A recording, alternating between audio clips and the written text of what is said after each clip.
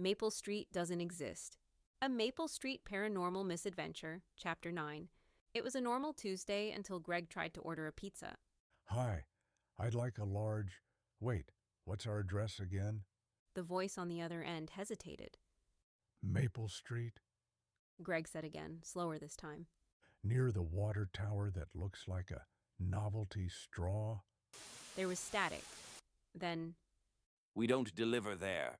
That street isn't in our system. click. Greg looked down at the delivery app. The little blue pin blinked once, then vanished completely. The vanishing point. Greg rushed to the diner. Mabel, He wheezed. something's wrong. The town, our address, it's all missing from GPS. Mabel was sitting at a booth, drawing spirals in syrup. Maple Street isn't on Google Maps. Hasn't been for years. What? Mabel slid a file folder across the table. Inside, a crumpled 1987 census report with Maple Street scribbled out, a recent satellite photo showing only forest where their neighborhood should be, and a napkin that simply read, "The spiral hides the vessel." Cody was calmly dipping fries into a milkshake. We're not on the outside anymore, He said. we're between. Between what? Greg cried. Cody shrugged. Real and not. The post office revelation. Greg stormed into the Maple Street post office, determined to prove his town was real. Tell me this address exists. He shouted, slamming his mail onto the counter. Phil, the postmaster, squinted. I've worked here 22 years, He said. never delivered to that street. You live on Maple Street. Phil blinked. I do? Then he turned around, walked into the back, and never came out. Greg stared into the mail slot. A tiny voice whispered, You shouldn't have looked. a hole in the map.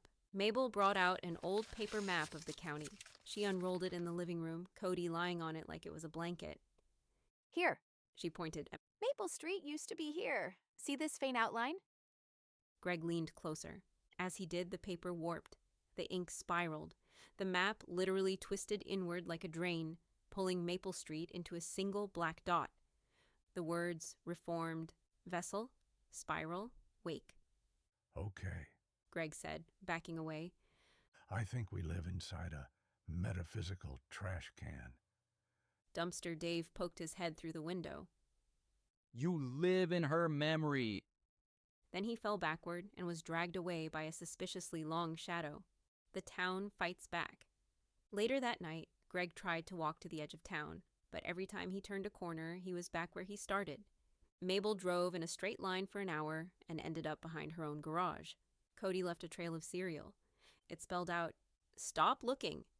Street signs changed when no one was watching. Mailboxes blinked. Lawn flamingos whispered secrets in Latin. Greg screamed.